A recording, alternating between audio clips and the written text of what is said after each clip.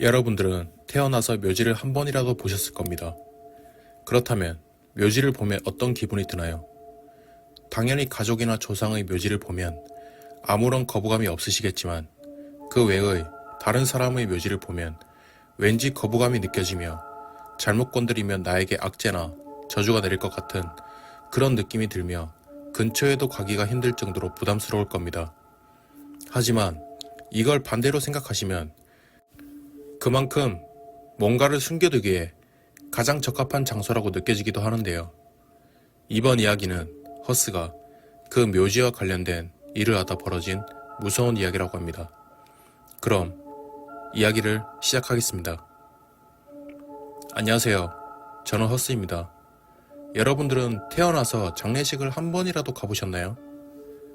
아니면 장례식 이후에 무덤에 가보셨나요? 옛날에는 거의 무덤을 땅을 파서 관을 묻는 식의 방법으로 많이 이루어졌는데 요새는 수목장, 낙골당 등의 여러 방법이 많이 생겼기에 묘지를 만드는 집 또한 많이 사라졌습니다. 제가 맨 처음부터 이 묘지와 관련된 일을 했던 것은 아니었습니다. 제가 처음에 했던 일은 산의 조경, 즉 벌목하는 일을 하였었는데요.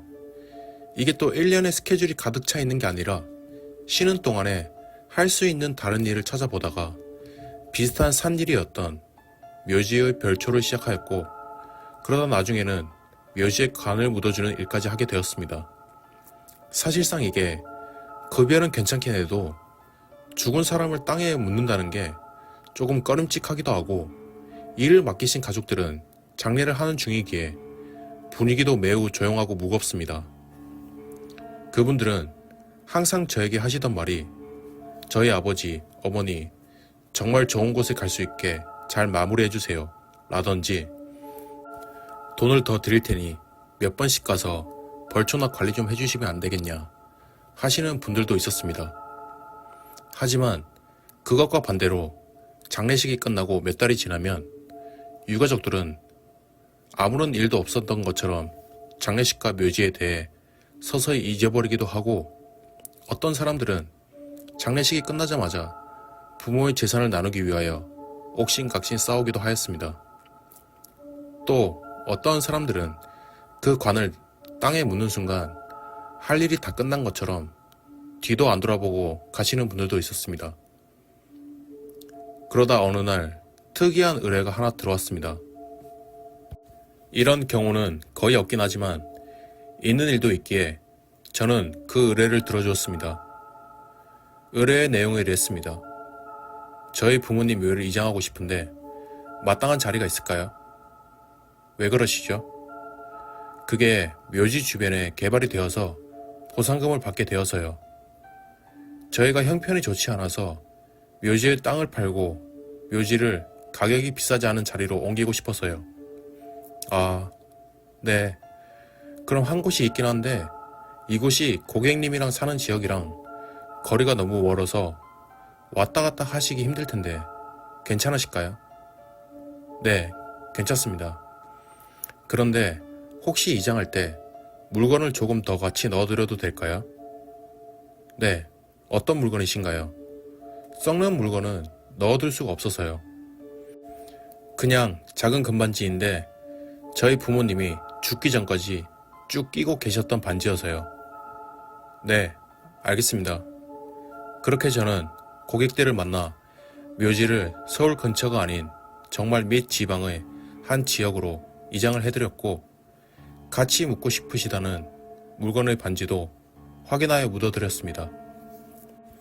그리고 한 달이 지난 후에 저희는 한 번 일을 진행하였던 묘지를 한 번 정도는 들려 확인을 해주는 서비스가 있었기도 하고 그때 마침 지방에 들릴 일이 있었기에 저는 이장한 그 묘를 다시 들려 상태를 확인하기로 하였습니다.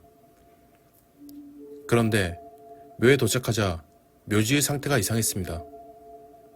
묘 주변의 다른 곳은 정말 풀이나 잡초가 무성하게 자라 있는데 묘에는 그 어떠한 풀이나 잡초가 하나도 자라있지 않는 것이었습니다.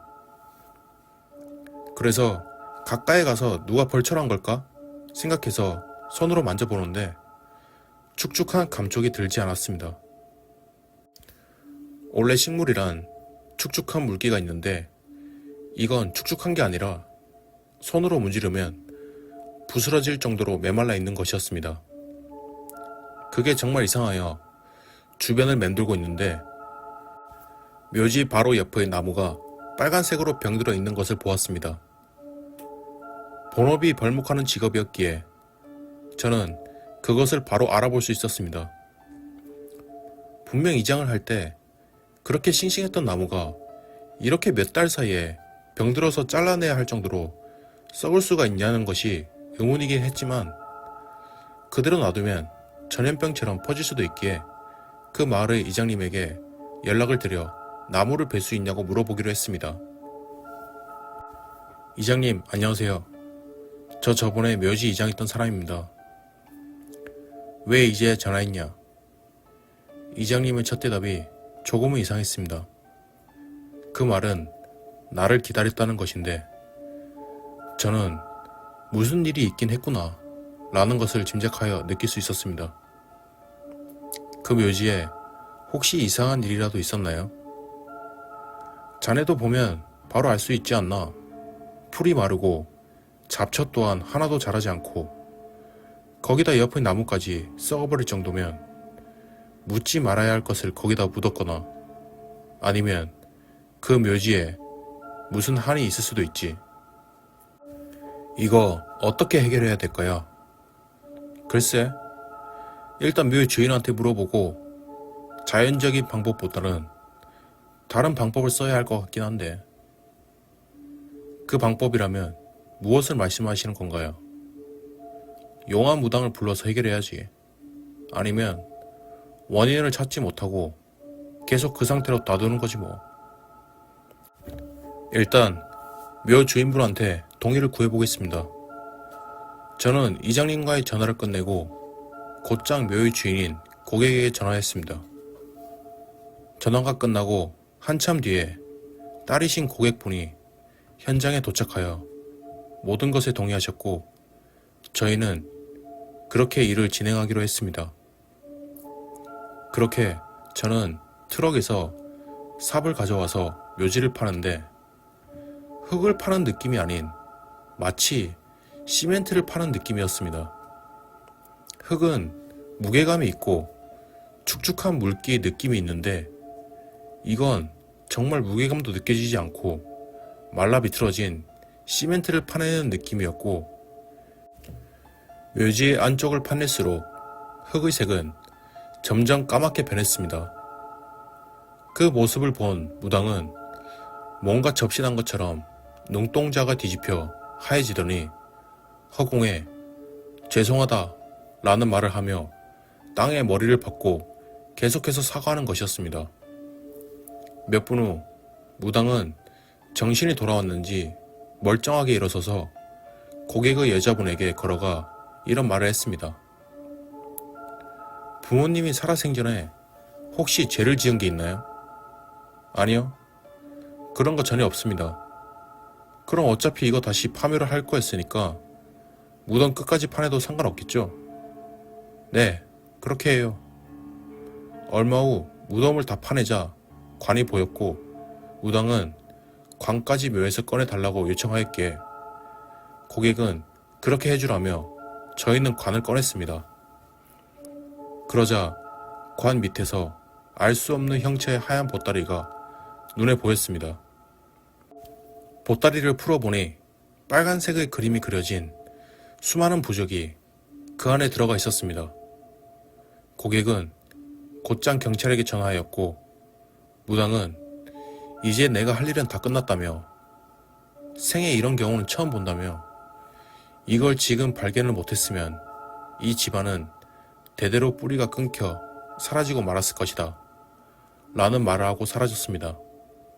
며칠 뒤 경찰 조사가 끝나고 범인이 잡혔는데 범인은 묘지를 이장할 때 묘지의 위치를 알려준 중개인이자 묘지를 이장할 때 옆에서 같이 일을 도왔던 남자였습니다. 사건의 계기는 이랬습니다. 그 사람은 아버지의 오랜 친구였는데 아버지가 힘들다는 이유로 많은 돈을 빌렸고 그 친구는 정말 친구라고 생각했기에 돈을 빌려주었다고 합니다. 그런데 친구는 아버지가 보증을 잘못 써서 집안이 쫄딱 망하고 많은 빚더미에 앉게 되었다고 합니다. 그렇게 친구 아버지는 쓰러지시고 병이 악화되어 오랜 병원 신세를 지게 되었는데 그래도 자신의 아버지였기에 어떻게든 살려보겠다고 돈이란 돈은 다 끌어모았고 빌려주었던 돈도 다시 돌려주었으면 좋겠다는 얘기를 하였다고 합니다. 하지만 돈 한 푼도 없다는 말과 함께 오히려 화를 내며 이런 말을 했다고 합니다. 큰 돈을 빌려준 것도 아니고 내가 안 갚는다고 한 것도 아닌데 왜 이렇게 귀찮게 하냐. 친구가 아니라 사채업자가 돈 받으러 온 것 같다. 비아냥거리면서 욕을 해대었고 그 이후로 계속해서 연락하고 찾아가 보았지만 아무런 소용이 없었다고 합니다. 이게 친구에게 돈을 빌려줘도 차용증을 쓰거나 종이에 간단한 계약서를 쓰지 않으면 한 푼도 돌려받을 수 없는 상황이었기에 어쩔 수가 없었다고 합니다. 그렇게 결국 아버지는 돌아가시게 되었고 그래도 아버지의 장례식 날에는 친구가 꼭 오겠지 생각하며 기다렸는데 오질 않았다고 합니다. 그리고 장례식이 끝나고 다시 돈을 받으러 집에 갔을 때는 집에서 온 가족이 행복하게 떠들며 고기를 구워 먹는지 냄새와 연기가 올라왔다고 합니다. 그때 결심했다고 합니다. 누구는 돈을 빌려주고서도 가족을 잃었는데 누구는 돈을 빌리고 갚질 않고 저렇게 떳떳하게 가족들이랑 행복하게 지내고 있느냐며 저 가족이 모두 죽고 사라져 세상에서 안 보이게 만들고 말겠다는 생각을 말입니다. 그리고 그 모든 말을 들은 여자 고객은 용서해달라며 빌려준 돈에 이자까지 합쳐서 그 사람에게 드렸고 그 남자는 마음이 풀어져서 너의 부모가 잘못이 있지 그래 내가 무슨 죄가 있겠느냐 는 말을 하였고 여자는 그 일을 더는 짚고 넘기지 않고 합의하여 모든 일이 끝났다고 합니다. 그리고 그 여자가 묻었던 반지의 정체는 바로 그 사람에게 빌린 돈으로 맞추었던 반지였다고 합니다.